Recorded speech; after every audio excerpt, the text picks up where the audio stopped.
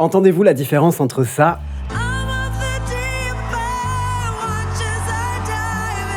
et ça?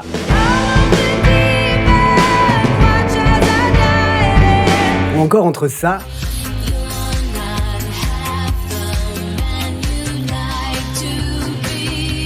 et ça?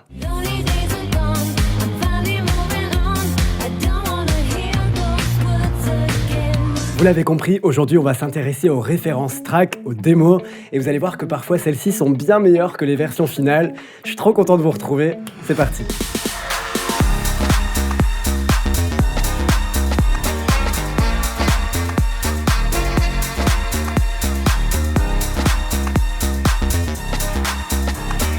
Bonjour à tous, c'est Popslay, bienvenue sur ma chaîne.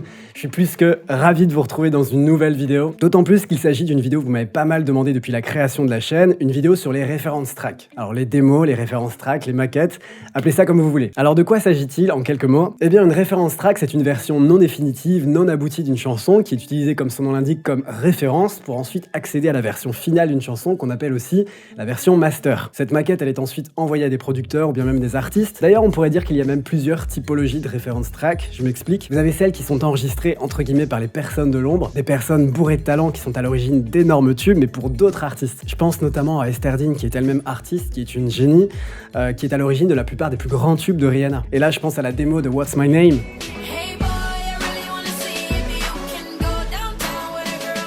Mais aussi à la démo de S&M. Et puis évidemment Rude Boy.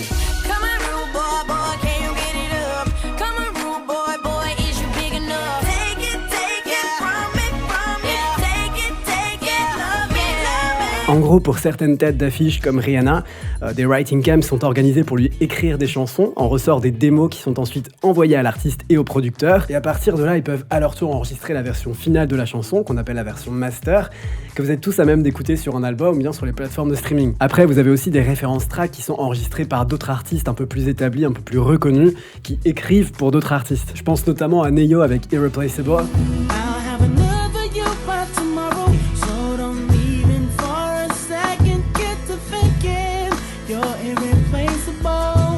Ou encore avec Take a Bow.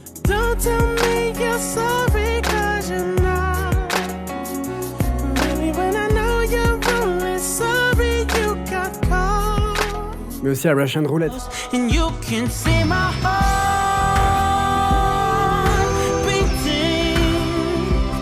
Et puis à côté de tout ça, eh bien, on peut aussi trouver des références tracks qui sont enregistrées par le même artiste. Car vous vous imaginez bien qu'avant d'accéder à la version finale d'une chanson, il y a tout un process créatif qui est énorme et la structure d'une chanson peut être amenée à changer et à évoluer. Parfois les paroles de la chanson ne sont même pas encore abouties, comme ici avec The Weeknd sur Save Your Tears.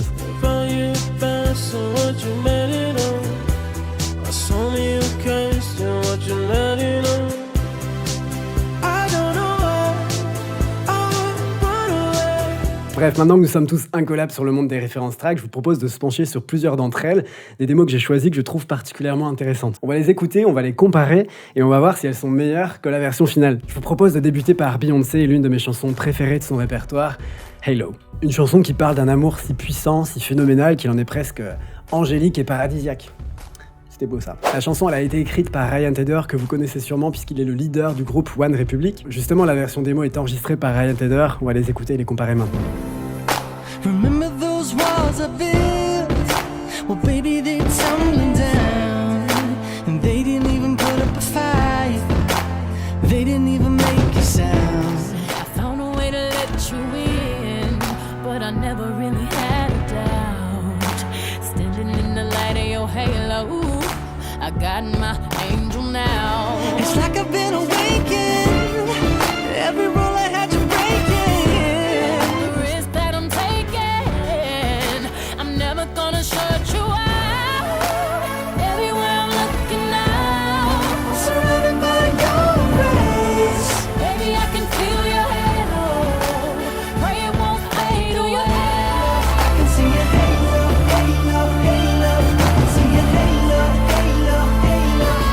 Halo, halo, halo. I can see your halo. qui est certain, c'est que Ryan Tedder est un génie. Je trouve que sa version est magique, il a une voix incroyable, il est talentueux pour écrire et pour produire.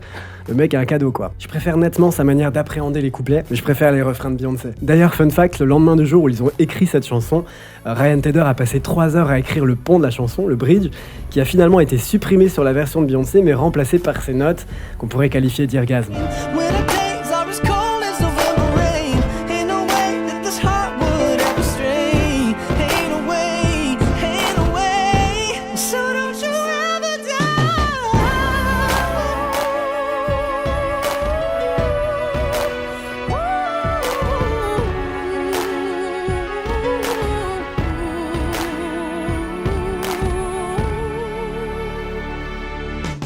L'histoire raconte qu'ils ont envoyé la démo à Jay Brown de Roc Nation, le label de Jay-Z, qui en retour les a suppliés de ne donner la chanson à personne d'autre, car pour eux c'était juste parfait pour Beyoncé. Hello s'est donc retrouvée entre guillemets en attente pour Beyoncé, ce qui signifiait qu'elle en avait les droits, mais elle a quand même mis du temps à l'enregistrer. Puisqu'en parallèle, lorsque Ryan Tedder a écrit Bleeding Love pour Leona Lewis, il a déclaré à l'équipe de cette dernière qu'elle pourrait avoir Hello si et seulement si Beyoncé la rejetait, ce qui n'a pas été le cas. Pour moi, Hello a vraiment réussi à devenir l'un de ses classiques. J'adore aussi toutes ces harmonies sur ce titre.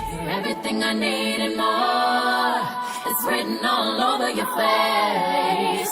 Baby, I can feel your halo. Et puis même sans toutes ces techniques de studio, de mastering et que sais-je, tu poses Beyoncé sur une chaise, accompagnée d'une guitare, elle te sort ça et c'est juste magnifique. I swore I'd never fall again, but this don't even feel like falling. Gravity came again, so pull me back to the ground again. On enchaîne avec Lady Gaga qui pour moi est une artiste dont les démos sont parfois meilleures que les originales. Bon après c'est purement subjectif mais voilà, l'objectif de cette vidéo c'est surtout pour vous de vous faire votre propre avis et de peut-être qui sait vous donner l'envie d'aller naviguer entre les différentes versions pour voir à quel point une chanson peut évoluer jusqu'à la version finale. Bref, je vous propose de commencer par Shallow puisque ce n'est que très récemment que la version démo a leaké sur internet et je suis tout simplement tombé amoureux de cette version, alors je me devais de la partager avec vous. Je vous propose d'écouter et de comparer les deux versions dès maintenant.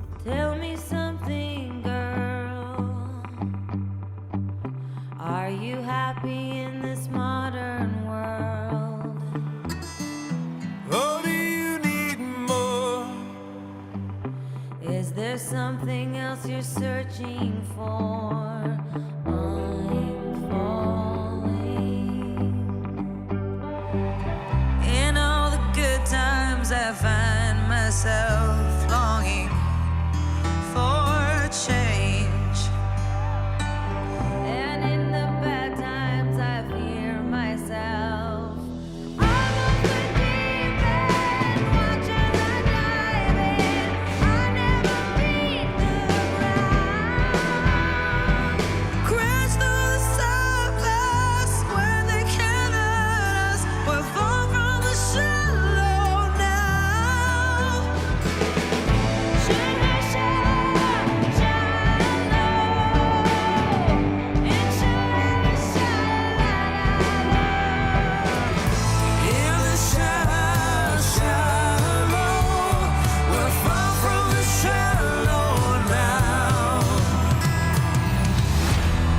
Je trouve que la voix de Gaga sur cette démo est juste magnifique.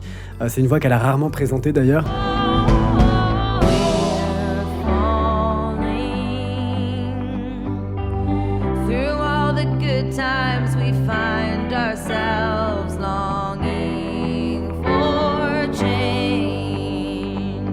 Personnellement, ça me replonge évidemment dans l'ère de Joanne, mais aussi dans les années 80, enfin je sais pas, c'est beaucoup plus cru, c'est beaucoup plus raw, c'est un poil plus rock. Gaga, j'exige un album complet dans cette vibe.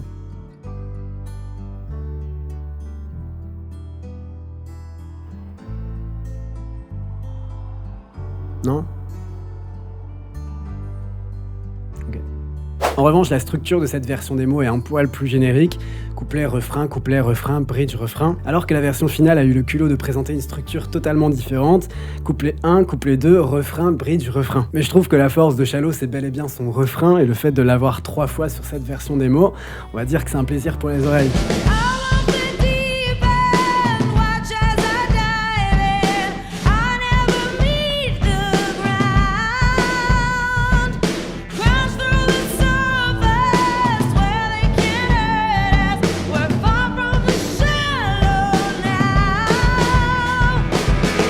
aussi intéressant de voir comment elle a changé le pont entre la version démo et la version finale. Bon, pareil que pour Beyoncé, vous posez Gaga sur une chaise et elle est capable de vous sortir ça. I'm off the deep end, watch as I dive in. I never meet the ground.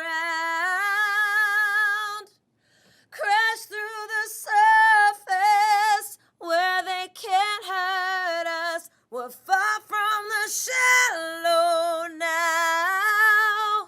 On enchaîne avec une autre chanson de Lady Gaga, Manicure, issue de Art Pop. À l'époque, en 2013, Lady Gaga présente une version non définitive de la chanson sur la scène du iTunes Festival. Elle devient très vite un fan favorite, mais aussi adulée par Adele, qui avait tweeté ceci à l'époque. Lady Gaga, merci pour cette merveilleuse nuit, #Manicure is the best. Pareil ici, une nouvelle démo de cette chanson est apparue sur internet il y a quelques temps.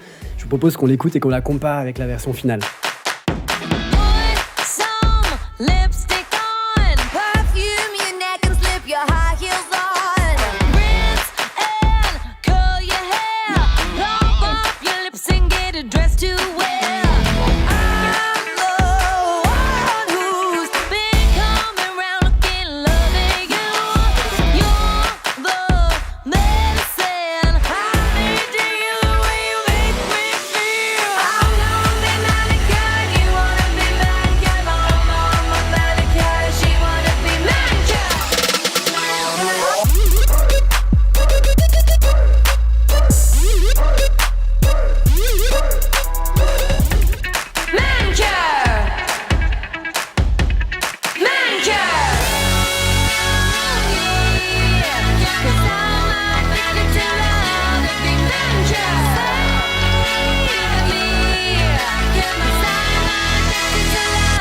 Je trouve que la version dite démo ressemble beaucoup à une version alternative d'une démo déjà existante ou bien à un arrangement live. Quoi qu'il en soit, elle reste totalement différente de la version album qu'on connaît. A noter qu'une chanson peut avoir plusieurs démos.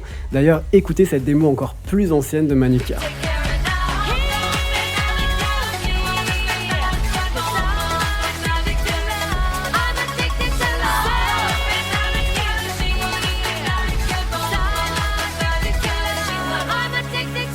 Pour en revenir à la version démo un peu plus aboutie qu'on a écoutée tout à l'heure, je préfère ses refrains. Le post-refrain de la version démo devient finalement le bridge de la version finale, et pour le post-refrain de la version finale, elle opte pour ce crochet Can you feel it, que je trouve un poil moins efficace.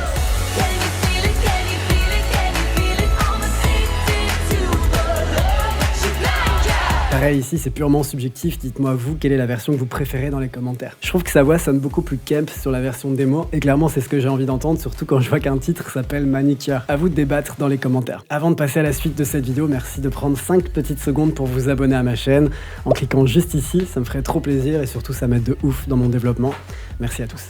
Je vous propose maintenant de parler de Lana Del Rey qui, elle aussi, vous allez voir, dispose de démos magnifiques. À commencer par National Anthem, issu de Born to Die. Un album qui a profondément changé la culture pop et qui est aussi, comme je vous disais dans une précédente vidéo, l'une des plus grandes claques esthétiques de la décennie. Tous les singles sont des classiques. À commencer par National Anthem, une chanson d'amour, je vous propose d'écouter la démo et la version finale.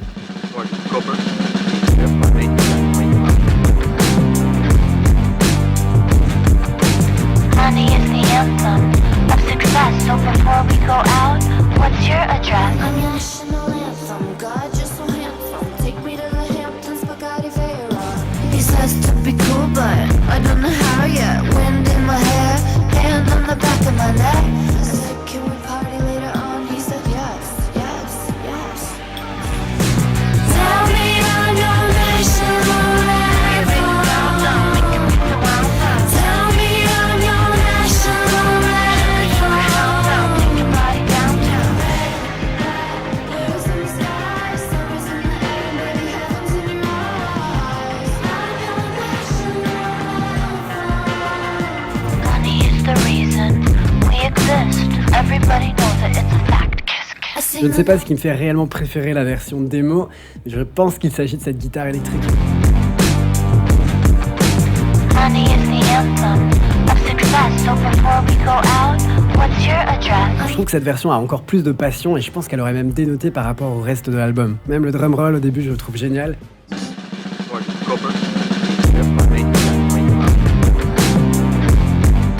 Dites-moi dans les commentaires quelle est la version qui vous a le plus séduit.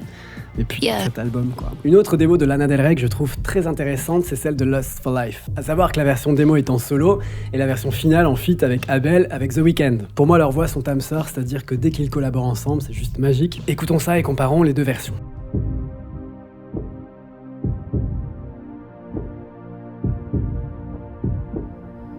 Take off, take off, take off all your clothes. Take off, take off, take off all your clothes. Take off, take off, take off all of your clothes.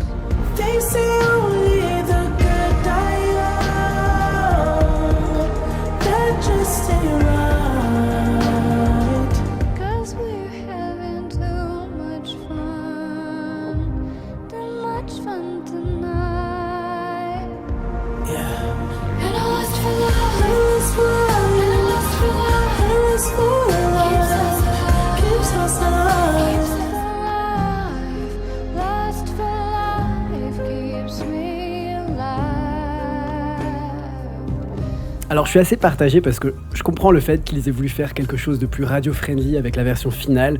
C'est beaucoup plus rythmé, c'est beaucoup plus formaté.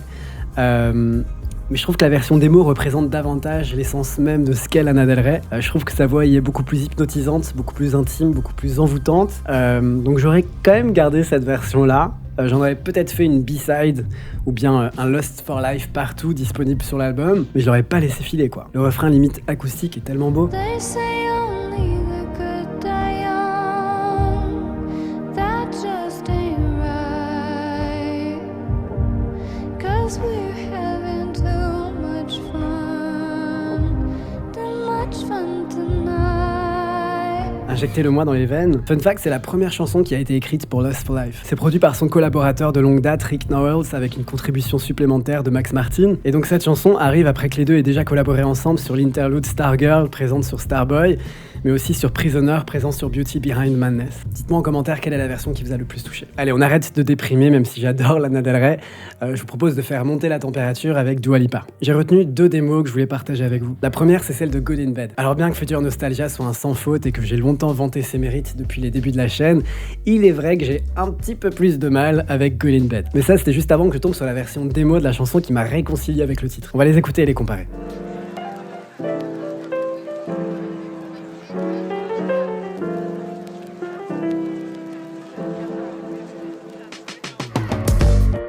Yeah, let's get to the point, yeah. You love to disappoint me, don't ya? You tell me what I want, but ain't no follow through. You don't follow through, no.